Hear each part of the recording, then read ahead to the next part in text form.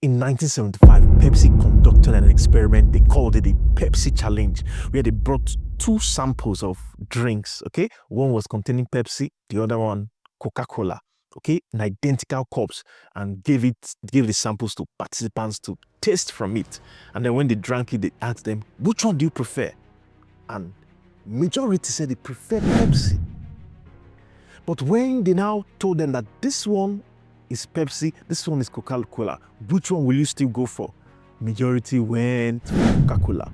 That is to tell you that Coca-Cola had a stronger brand than Pepsi. So it was not about taste preference, it was about brand preference. So you see the power of branding. So in this video, I'm going to be giving you the 5 cardinal laws of branding that will differentiate you from your competitors and position you as the preferred choice. Don't go anywhere. Hi, I'm making yourself Glentop strategy. My job is to arm you with strategic insights that will position you on your business to win for a long time. Stick around. So first things first, what is branding? Now, let me give an illustration. Let's say you have a herd of cattle now, okay? They're all of similar size, similar color, let's say the same color, white, or maybe you have some white, some brown, and then there are about 30 of them. So how are you going to say which is which? Let's say you want to administer a drug to a particular, how can you, what is going to make you identify one from the other? What's going to make you to differentiate one from the other? The simple thing you can do is just to brand them. Just maybe carry something, stamp number 1 on this one, number 2, number 3. You can now identify them. You can now differentiate them. So branding is just the simple process of creating a unique identity for a company or a product or a service in the mind of the customer or the consumer that differentiates it from its competitors. Are you getting it now? 2 major things there: unique identity and differentiation. Differentiate it from its competitors. And then it has to be in the mind of the consumer.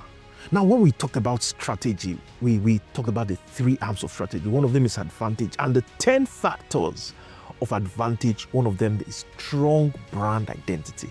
Advantage has to do with creating competitive advantage and sustaining it and differentiating yourself from your competitors.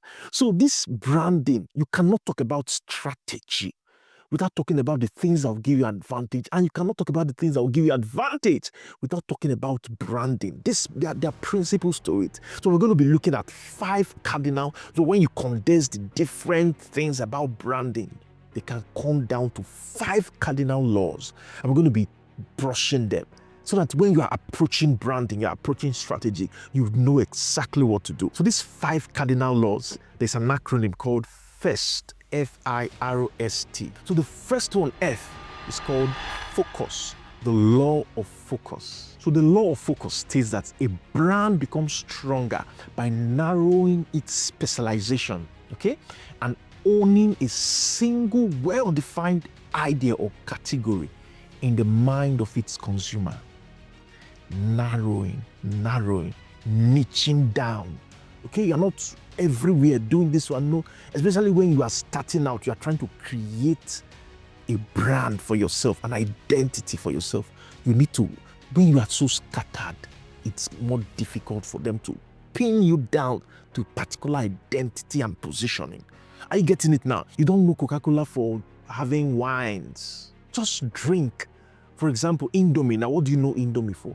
Noodles.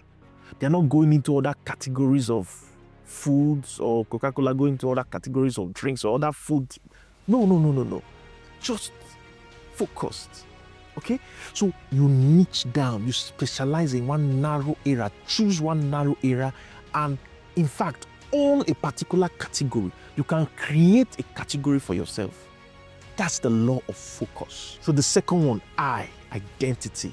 So the law of identity says that a brand must craft a distinctive name and visual elements that people can instantly recognize and link it to your brand promise.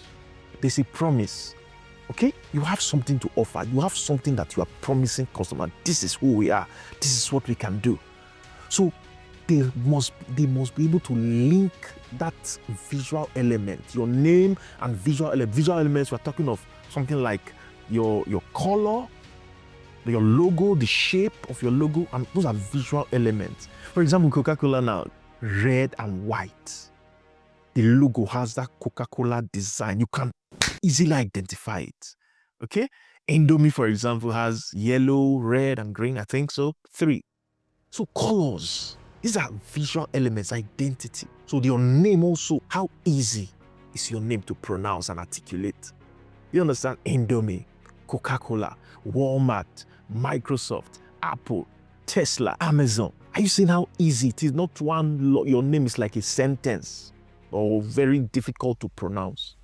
These are things you need to know about branding, these laws. There are so many things under these different laws, okay? Maybe I'm writing a book about that. Maybe from August 2025, if you are watching this video, from August 2025, I would have released it.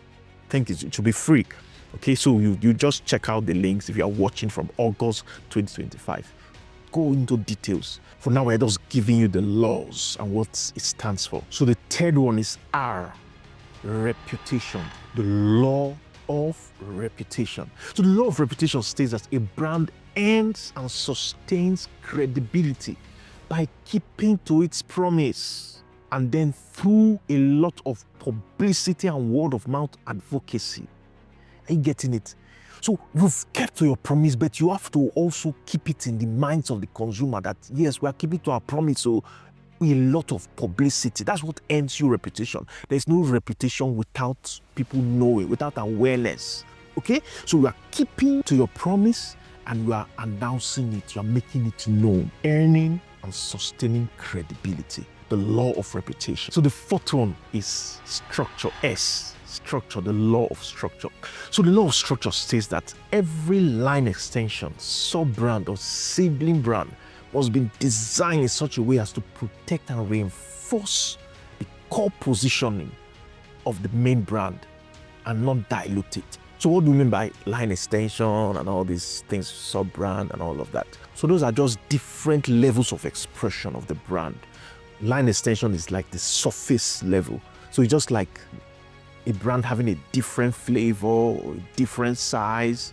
A good example is Indomie that has chicken flavor, onion flavor. It also has different sizes, family size, hungry man size, and so on.